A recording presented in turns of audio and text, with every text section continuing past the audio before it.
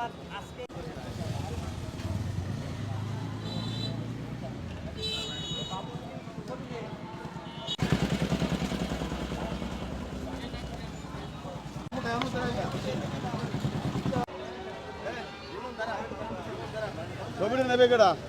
Hasina fascist সরকারের পতন ঘটেছে।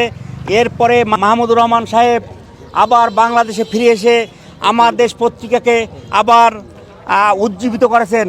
এ মুহূর্তে ফ্যাসিস্টের দোসর ৭১ টিভির নির্বাহী পরিচালক এবং মেঘনা গ্রুপের অন্যতম কর্ণধার জনাব মোস্তফা কামাল ষড়যন্ত্রমূলক মিথ্যা মামলা দিয়ে তার কণ্ঠ আবার রোধ করতে চায়। এর তীব্র নিন্দা ও প্রতিবাদ জানাই।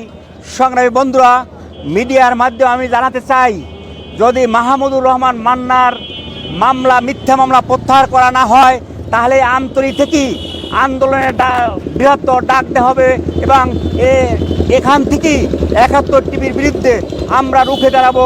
সবাইকে ধন্যবাদ।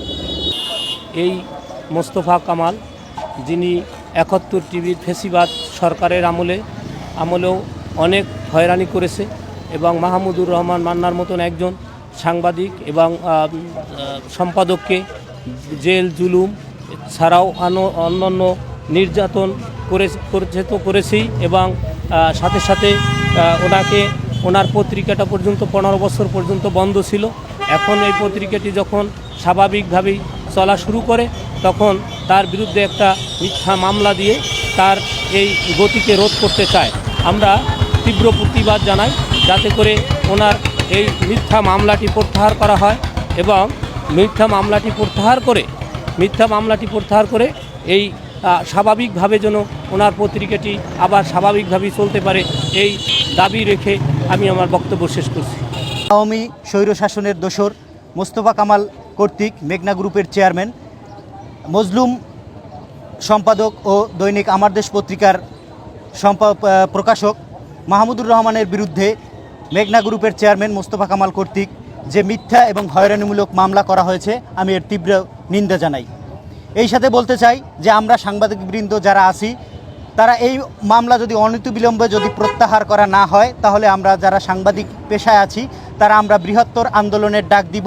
এই আমতলী উপজেলায় যত সাংবাদিক আছে তারা সবাই একাত্মতা ঘোষণা করেছেন এবং আমরা এই বার্তা তাদেরকে দিতে চাই যে স্বৈরাচারীর দোসর হয়ে দীর্ঘ ১৫ বছরে তারা যে অত্যাচার জুলুম নির্যাতন চালিয়েছে, এই দৈনিক আমার দেশ পত্রিকা তারা দীর্ঘদিন বন্ধ রেখেছে এই স্বৈরাচারের বিরুদ্ধে তারা যে পদক্ষেপ নিয়েছে সেই লক্ষ্যে। আমি আবারও বলতে চাই যে আমরা সাংবাদিকবৃন্দ যারা আছি তারা সবাই একাত্মতা প্রকাশ করছি এই মাহমুদুর রহমানের সাথে, যে তার যে লড়াই, এই স্বৈরাচারের দোসরদের বিরুদ্ধে তার যে লড়াই, এটা অব্যাহত থাকবে।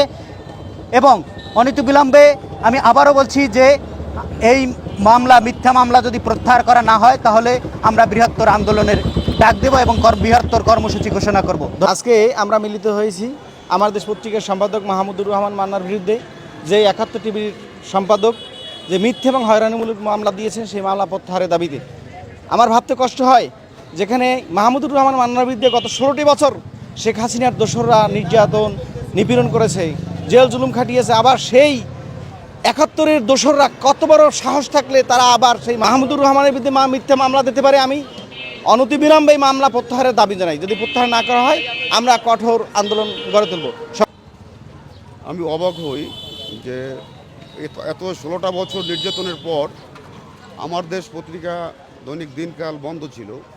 এই ফেসিবাদের দোসর ৭১ টিভির এই কর্ণধার, সে আমার দেশ মতো পত্রিকাটা যখন আবার চালু করার পরে যখন পত্রিকাটা বাংলাদেশে দ্রুত ছড়িয়ে পড়ছে, তখনই তার বিরুদ্ধে আবার একটা ষড়যন্ত্রমূলক মিথ্যা মামলা দায়ের করে দিল। আজকে আমরা ইয়ার নিন্দা জানাই এবং ঘৃণাভরে আজকের এই মামলা প্রত্যাহারের জন্য রাষ্ট্রপ্রধান এবং উপদেষ্টা, তথ্য মন্ত্রণালয়ের উপদেষ্টা, তার কাছে জোর আহ্বান জানাচ্ছি।